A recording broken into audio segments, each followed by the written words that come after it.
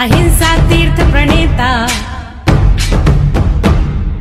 अहिंसा तीर्थ प्रणेता, जय जय हो भारत गौरव राष्ट्र संत प्रमुख सागर।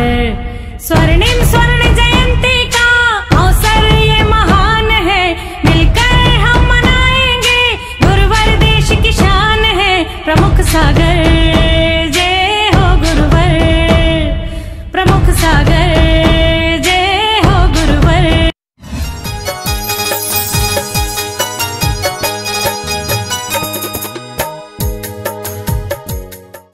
बोलो देवादिदेव आदिनाथ भगवान की, मूल नायक भगवान महावीर स्वामी की, पार्श्वनाथ भगवान की, बाहुबली गोमटेश्वर भगवान की, आचार्य मांगतुंग स्वामी की, आचार्य शांति सागर जी महाराज की, वात्सल रत्नाकर दादा गुरु आचार्य विमल सागर जी महाराज की, वात्सल दिवाकर आचार्य भगवान गुरुदेव पुष्पदंत सागर जी महाराज की, विश्व धर्म की। बोले आचार्य 108 प्रमुख सागर जी महाराज की, आचार्य सत्संग की, अहिंसा में परमो धर्म की, अहिंसा में परमो धर्म की। बोले आचार्य 108 प्रमुख सागर जी महाराज की, आचार्य सत्संग की जय। हमारे मनोज जी संयोजक साहब है। आज हम उस महाकाव्य की ओर चलेंगे। 7वें नंबर का काव्य है, एक बार उच्चारण जरूर करें क्योंकि वो आचार्य कारागृह में बैठकर लिख रहे हैं और हम स्वतंत्र रूप से उसे सुनने का प्रयास कर रहे हैं। वो कारागृह में बैठकर भगवान की भक्ति कर रहे हैं और हम सब लोगों को स्वतंत्र होने का पाठ पढ़ा रहे हैं। कैसे हम स्वतंत्र हो सकते हैं? आचार्य मांगतुंग स्वामी उस काव्य को पढ़ते पढ़ते आज हमसे क्या कहना चाहते हैं, एक बार सभी लोग उच्चारण करेंगे। तत्संस्तुवेन भव संतति सन्निबद्धम्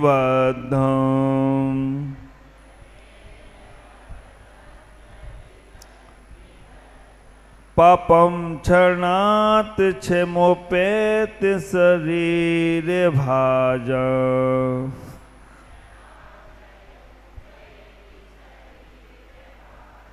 आक्रांत लोक मल नील मसीस मासो सूर्यांशु भिन्न विवसार वर मंधिकारम सूर्यांशु भिन्न विवसार वर मंधिकारम।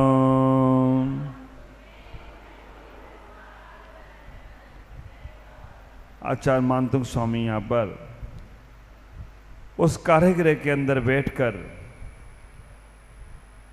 कहने का प्रयास कर रहे हैं। एक एक काव्य में आचार्य भगवान यहाँ पर अपनी स्तुति के माध्यम से हमें भक्ति करना सिखा रहे हैं। पहले काव्य में उन्होंने कह दिया कि भगवान जो भक्त होता है वो अमर होता है। कितना अच्छा वर्णन किया। भक्त होता है वो अमर होता है, वो भक्ति करने वाला ही तरता है। जो भक्ति करता है वो मरता नहीं है, वो तरता है। दूसरे काव्य के माध्यम से आचार्य ने कह दिया है भगवान तुम्हारी स्तुति करने में तो देवता भी समर्थवान नहीं है। बृहस्पति जिनके पास इतना द्वादशांग का ज्ञान है वो भी आपकी भक्ति करने में समर्थवान नहीं है। तीसरे काव्य में उन्होंने कह दिया भगवान मैं तो उस बालक की तरह है, उस बालक की तरह हूं जो चंद्रमा को चाहता है, मचल जाता है तो वो चंद्रमा का प्रतिबिंब थाल में माँ दिखाती है, बच्चा खुश हो जाता है। हे भगवान मैं तो बालक उस बालक की तरह आपकी भक्ति कर रहा हूँ, मुझे आप चाहिए तो चाहिए ही है, ऐसी भक्ति करने का प्रयास कर रहा हूँ। बालक ही है जो तिर सकता है। बालक के समान जिसका मन होता है वो ही संसार से पार हो सकता है। जैसे ही मन में कठोरता आती है हमारा संसार बढ़ता जाता है। चौथे नंबर के काव्य में कह दिया है भगवान समुद्र बहुत विशाल है, और मगरमच्छों से भरा हुआ है और उसमें हमें भुजंगों से पार होना है। ऐसे ही भगवान संसार बहुत बड़ा है और यहाँ पर इतने मगरमच्छ हैं, चाहे वो हमारी ईर्षाएं हैं, बेमनस्ताएं हैं, काम है, क्रोध है, मान है, माया है, लोभ है, परिवार है, कुटुंब है, खानदान है। इस सारी के सारे मगरमच्छ हमें आपकी भक्ति करने से रोकते हैं, लेकिन हम रुकने वाले नहीं हैं। हम आपकी भक्ति करेंगे ही करेंगे। उसके बाद आगे 5वें अध्याय में कह दिया, 5वें श्लोक में कह देते हैं, उदाहरण देखो, सभी जानवरों के उदाहरण ले लेकर बात कर रहे हैं। हिरण और शेरनी का उदाहरण दे दिया। शेरनी ने हिरण के बच्चे को पकड़ लिया। हिरण को नहीं मालूम है, हिरण को नहीं पता है कि उसके पास शक्ति नहीं है इतनी, लेकिन फिर भी वो शेर से लड़ने के लिए अपनी सारी समर्थ को, सारी हिम्मत को जुटाकर शेरनी से लड़ जाती है। हे भगवान, मेरे पास आपकी भक्ति करने की समर्थ नहीं है, फिर भी मैं आपकी भक्ति करूंगा ही करूंगा, आपकी भक्ति करूंगा ही करूंगा। हे भगवान, मुझे मनुष्य तन मिला है, मानव का तन मिला है, ये भोगों के लिए नहीं मिला है, ये योगों के लिए मिला है। 5वें नंबर के काम में 6वें नंबर का काम आचार्य कहते हैं अल्पम सौतम। हे भगवान, मानतों का आचार कर रहे हैं, हम जेल के अंदर बंद हैं, कटघरे में बंद हैं, लेकिन भगवान जैसे आम का सीजन आता है, आम की मंजरी आती है, कोयल अपने आप कूकू करने लगती है, कोयल अपने आप बोलने लगती है, ऐसे भगवान आपका नाम मन में स्मरण आ रहा है तो मेरा मन अपने आप आपकी भक्ति के लिए लालायित हो गया है। और आज 6वें काव्य में आचार्य कह रहे हैं, भगवान तो संस्तवेन भव संतति पा, तो संस्तवेन तव संतति सन्निबंधम। आज के काव्य में 6वें नंबर 7वें नंबर के काव्य में आचार्य कहने का प्रयास कर रहे हैं, जैसे ही भगवान सूर्य आकाश में आता है, अंधकार तिरोहित हो जाता है। उदाहरण देखो, आचार्यों ने उदाहरण दिया, जैसे सूर्य आसमान में आता है, अंधकार तिरोहित हो जाता है, वैसे ही आपका नाम भगवान जैसे मन में आता है, पाप रूपी अंधकार अपने आप समाप्त हो जाए तो कोई आश्चर्य की बात नहीं होगी। विचार करके रखना, भगवान का नाम लेते ही पाप रूपी सूर्य, अशुभ काम रूपी सूर्य, अशुभ काम रूपी अंधकार नाश को प्राप्त हो जाता है। आपको आश्चर्य लगता होगा कि भगवान के नाम लेने से ऐसा हो सकता है, अशुभ कर्म झड़ सकते हैं। अंधकार, जब प्रकाश आते ही अंधकार हट सकता है, तो भगवान का नाम स्मरण लेने से हमारे अशुभ कर्म क्यों नहीं झड़ेंगे। ख्याल करो, भगवान के नाम में बहुत ताकत है। और मैंने ये बात पहले भी आपको कही थी कि भगवान से ज्यादा ताकत तो भगवान के नाम में है। भगवान की ताकत भगवान के कल्याण के लिए हो गई, उनका निर्माण हो गया, वो चले गए, उनकी शक्ति उन तक सीमित है, लेकिन उनकी शक्ति हमें कैसे मिलेगी, उनसे डोर हमारी कैसे जुड़ेगी। तो भगवान के नाम में बहुत ताकत है। कई संप्रदाय ऐसे बढ़ गए हैं जो गुरु नाम ही जपते रहते हैं, गुरु नाम जपते जपते पार हो जाते हैं। और कई लोग ऐसे हैं जो भगवान का नाम स्मरण कर से तर जाते हैं। भगवान की भक्ति करना एक तरफ है और भगवान का नाम स्मरण करना एक तरफ है। ख्याल करो, उदाहरण और एग्जाम्पल आपको मालूम है कि श्री राम नाम लिखते हैं तो पत्थर पानी में तैर जाता है।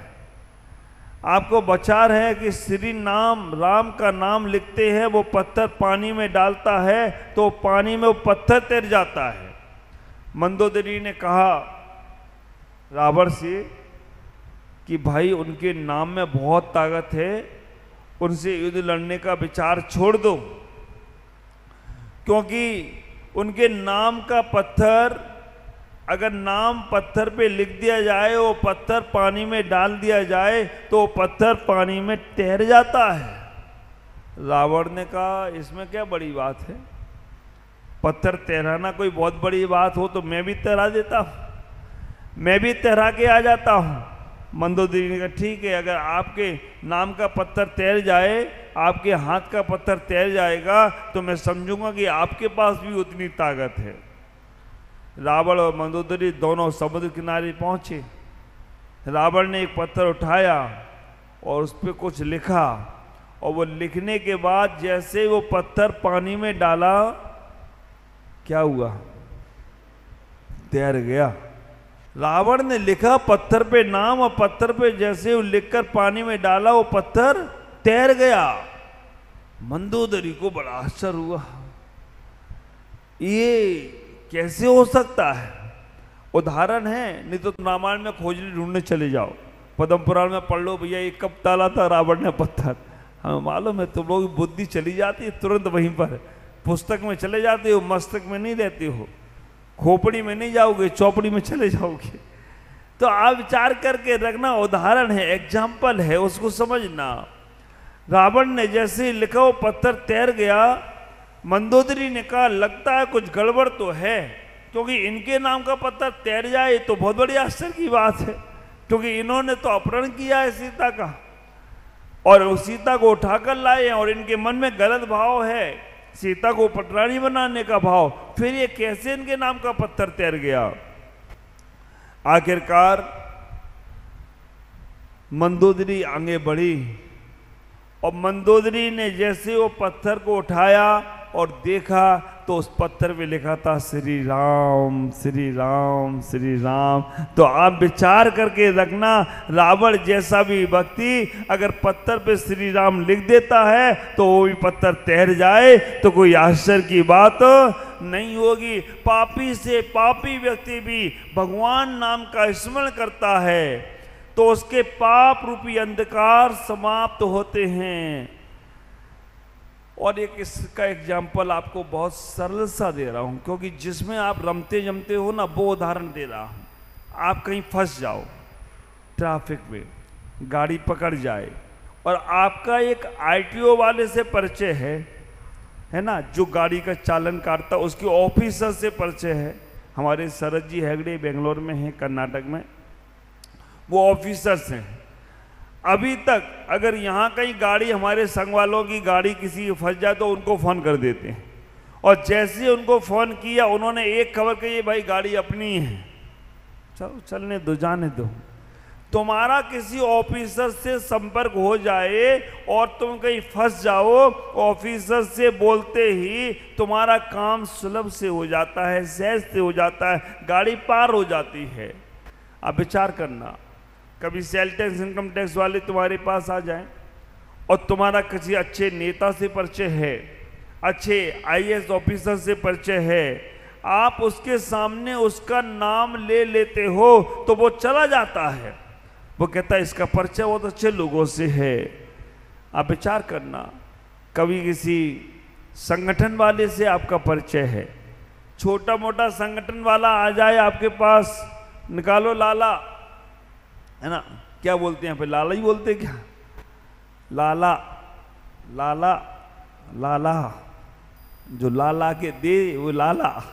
आप विचार करके रखना, निकालो लाला, और तुम्हारा कोई अच्छे बड़े संगठन से परिचय है तो आप तुरंत कहते हो फलाना फलाना मेरा अपना खास आदमी है, उससे आपका निपटारा हो जाता है। इस संसार में संसारिक लोगों से तुम्हारा परिचय हो जाए, उनका नाम लेने से तुम्हारा वहां का संकट दूर हो जाता है, तो 3 लोग का नाम लेने से तुम्हारे कर्म का अंधकार दूर हो जाए तो कोई आश्चर्य की बात। ये एग्जाम्पल बिल्कुल परफेक्ट है। आप सोच कर रखना, आप विचार करके रखना, तो जीवन में जितना हो सके उठते बैठते खाते पीते सोते जागते परमात्मा का नाम स्मरण छोड़ना नहीं। और एक बात ख्याल करके रखना, परमात्मा का स्मरण करते करते, परमात्मा का सुमरण करते करते, परमात्मा का सुमरण करते करते तुम्हारा मरण भी सुमरण में परिवर्तित हो जाएगा। जितना भगवान के नाम का स्मरण करोगे उतना तुम्हारा मरण भी सुमरण की तैयारी करेगा। कई बार लोग अपने बच्चों के नाम भगवान के नाम पे रखते हैं। एक व्यक्ति ने अपने बच्चों का नाम भगवान के नाम पे रखा। एक का नाम ब्रह्मा, एक का विष्णु, एक का महेश। उससे पूछा कि तुमने ये नाम अपने बच्चों के भगवान के नाम पे क्यों रखे? उसने कहा महाराज अंत समय में सबसे ज्यादा बच्चों की याद आती है, तो मैं करूँगा ब्रह्मा तो आ ही जाएगा, मैं करूँगा विष्णु, मैं करूँगा महेश। लोग सोचेंगे बड़ा धर्मात्मा है, मैं आखिरी समय में ब्रह्मा विष्णु महेश कर रहा है, लेकिन मैं करूँगा मेरा बच्चा कोई तो आए काम करने के लिए। आप विचार करके रखना, हम बचपन में ये सोचने का प्रयास करते हैं कि हम अपने बच्चों के नाम इस प्रकार से रख लेते हैं। कई लोग होते हैं जो अपने बच्चों के नाम जिनेंद्र रखते हैं, बच्चों के नाम महावीर रखते हैं। ख्याल करके रखना, अभिप्राय कुछ अलग हो सकता है, लेकिन वो नाम भगवान का रख रहे हैं तो उनके मन में वो भाव है कि चलो भगवान के नाम से उनका नाम रखा। अब बेटा है तो उसे तुम गाली भी कहोगे, क्यों रे महावीर काम नहीं करता? हाँ? अब वो महावीर को गाली थोड़ी लग रही है, लग तो बेटे को ही रही है। कई बार तो हमारे साथ हो जाता है। अब कहीं भोजन बनाने वाले को ही महाराज बोलते हैं। अब बिहार में मैं चला जा रहा हूँ, ये रुका तो जो था बनाने का कारदार जो कर रहे थे, संभाल रहे थे, उन्होंने उस भोजन बनाने वाले को बोला क्यों रे महाराज सही से सब्जी नहीं बनाता, रोटी नहीं बनाता, सामान कहाँ गया कि तुझे अपने घर ले गया क्या? अरे मैंने कहा यार मैं तो अभी आया ही हूँ और ये तो मेरे को ही बोले जा रहा है। तो विचार करके रखना, कई बार नामों का ऐसा अंतर पड़ जाता है। लेकिन मैं आपसे कहना चाहता हूँ भगवान का नाम स्मरण करने से जब हमारे जीवन के सारे पाप दूर हो सकते हैं। हम भगवान का नाम जपे, भगवान के नाम के साथ साथ भगवान के गुणों का गुणानुवाद भी करें, भगवान को मानने के साथ साथ भगवान की भी मानने का प्रयास करें। कारागृह है, मानतुंगाचार्य बैठे हैं और वो कह रहे हैं भगवान जब सूर्योदय होता है तो अंधकार नाश हो जाता है, तो आपके अंदर तो इतने सूर्य का प्रकाश है, तो आपका नाम लेने से मेरे अज्ञान रूपी अंधकार का नाश क्यों नहीं होगा? जरूर होगा, अवश्य होगा। इसलिए भगवान मैं अंधकार रूपी अज्ञान रूपी अंधकार का नाश करना चाहता हूँ। मैं भी आपसे कहना चाहता हूँ जब भी संकट आए, जब भी दुख आए, जब भी कष्ट आए, जब भी परेशानियां हों, और किसी को याद करो तो करो, लेकिन पहले भगवान को याद करना। समय सार जाके पढ़ोगे तो समय सार में कहेगा कि हर जीव अपने अपने कर्म का फल भोग रहा है। समय सार में कह दिया गया कल कि एक जो जीव मरता है वो अपने ही भावों से मरता है और जीता है तो अपने ही भावों से जीता है। स्वयं कृतम कर्मदात पुनः परा, आपके कर्मों का फल आपको ही प्राप्त होगा। विचार करना, हमें इतना ही सोचना है, हमें अपने जीवन के पुण्य को बढ़ाना है तो हम भगवान की भक्ति स्मरण जरूर करें। इससे हमारे पापों का नाश होगा, हमारे अज्ञानता का नाश होगा, हमें अपने जीवन की उपलब्धि प्राप्त होगी। आज इतना ही। ओम नमः जय गुरु।